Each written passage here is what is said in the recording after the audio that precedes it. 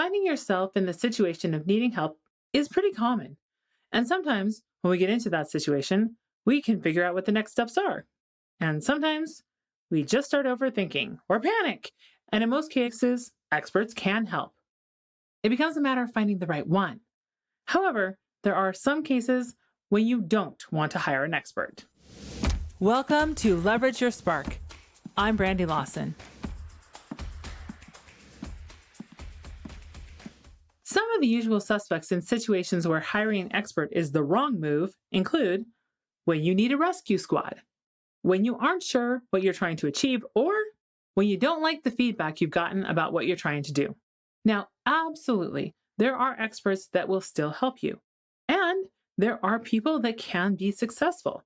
But I would really caution you not to hire an expert or an external agency for help in these cases if you haven't already worked one in this kind of situation previously. Hiring an expert is helpful in most situations, but not everyone can be Olivia Pope. When you need to fix it fast and you don't have a fixer on speed dial, using a new-to-you expert or external agency in a high-stress, high-stakes situation can take things from bad to worse. The point of getting outside help is to grow, improve, or add capacity. If your motivations don't fall into one of these categories, you'll likely want to reconsider if you want to bring in external help. Had a bad experience when working with an expert or external agency? We get it. At Fiery Effects, we know a thing or two about getting the most from working with experts. Plus, we're experts in strategy, websites, analytics, smart business, and technology. Find out how to avoid disappointment and get better results from experts by booking a consult with us at fieryeffects.com/experts. The process to know if you want to hire an expert involves getting clear in these areas. 1, where you're at, like a real, candid look at the situation at hand. Number 2, where you want to go, the goal, outcome, or result you're trying to achieve. Number 3, what's it going to take to get there?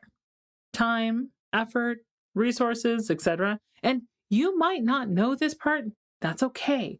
You still want to ask yourself this question as it's critical to getting the right resource. Number 4, determining if this is a skill set or competency you want to build into your team now. In our work with many other agencies and clients, the stories of things that go wrong when working with external experts or agencies typically all start out with unrealistic or unvoiced expectations.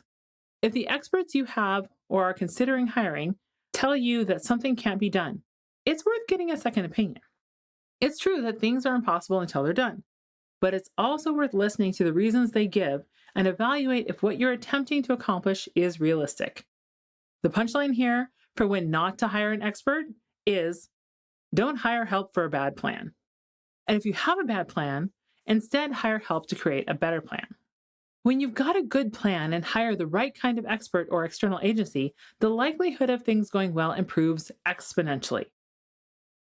If you're not sure you do have a good plan, you can use experts to help improve the plan and build internal competencies to identify the hallmarks of a good plan, how to put together a good plan, and how to strategically hire the right help.